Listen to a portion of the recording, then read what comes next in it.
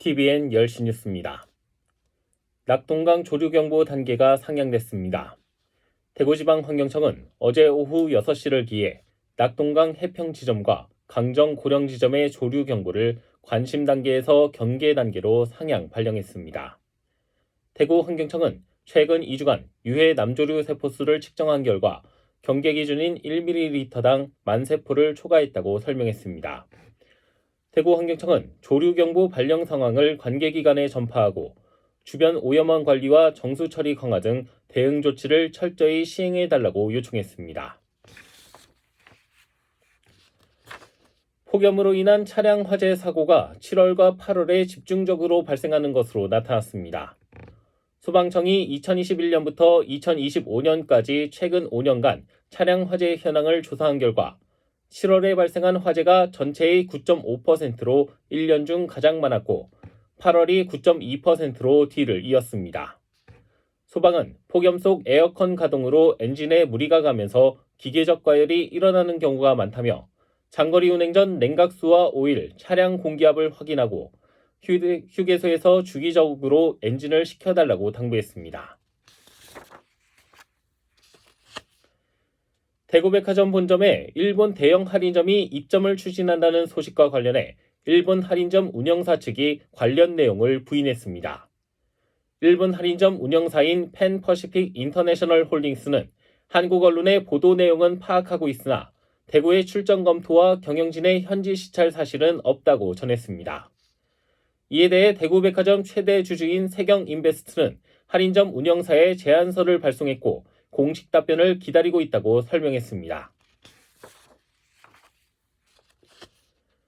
해병대 병사가 여름철 응급질환 진단을 받고도 훈련 투입을 강요당했다는 주장이 제기돼 군 당국이 조사를 벌이고 있습니다. 포항 해병대 1사단 예하부대 A 병사는 지난달 초 열사병과 근육세포가 손상되는 진단을 받아 외부 병원에서 치료 후 복귀를 했으며 이후 대대 훈련 열애를 요청했으나 받아들여지지 않았습니다. 이후 훈련에 참여한 A 병사는 콜라색 소변 증상을 보여 군 병원에서 진료를 받은 결과 근육세포 손상이 재발한 것으로 파악됐습니다.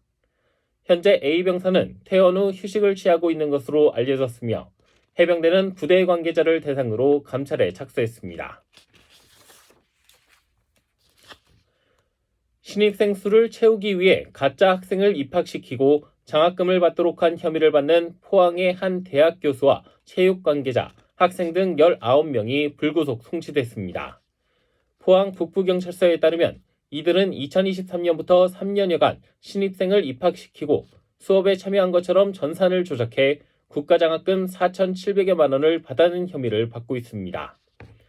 해당 대학 교수진들은 신입생 숫자를 채우기 위해 체육계 관계자들은 대회 출전 선수를 확보하기 위해 공모했으며 학생들은 체육대회에 출전하게 해주겠다는 말을 듣고 범행에 가담한 뒤 국가장학금과 훈련비를 받은 것으로 파악됐습니다. 산부인과의원에서 진료를 기다리던 여성이 화장실에서 홀로 출산하는 일이 발생했습니다. 소방과 의원에 따르면 30대 산모 A씨는 이상징후로 경북 영주의 산부인과 의원을 찾아 진료를 기다리던 중 갑작스런 통증으로 화장실에 가 홀로 여자아이를 출산했습니다. 진료를 받으려 했던 의원에는 분만실이 없어 A씨와 신생아는 출산 후 상급병원으로 옮겨졌으며 건강에는 이상이 없는 것으로 전해졌습니다. 소방당국은 정확한 경위를 조사하고 있습니다. 전자발찌를 찬 남성이 나체 상태로 돌아다니다 체포됐습니다. 대구 동부경찰서에 따르면 50대 A씨는 대구 동구 신암동 도시철도 동구청역 인근 거리를 10여 분간 맨몸으로 돌아다니다 시민 신고를 받고 출동한 경찰의 현행범으로 검거됐습니다. A씨는 과거 성폭행 범죄를 저질러 복역한 뒤 올해 3월 출소한 것으로 전해졌습니다. A씨는 경찰 조사에서 정신과 약을 먹은 후 잠기운에 취해 돌아다녔다고 진술한 것으로 알려졌습니다. 날씨입니다. 오늘 대구 경북은 구름 많다가 오후부터 맑아지겠습니다. 다만 오전엔 경북 동해안을 중심으로 0.1mm 미만의 빗방울 떨어지는 곳이 있겠습니다. 오늘 낮 최고 기온은 27도에서 32도 분포를 보이겠습니다. 신건입니다. 10시 뉴스를 마칩니다. TVN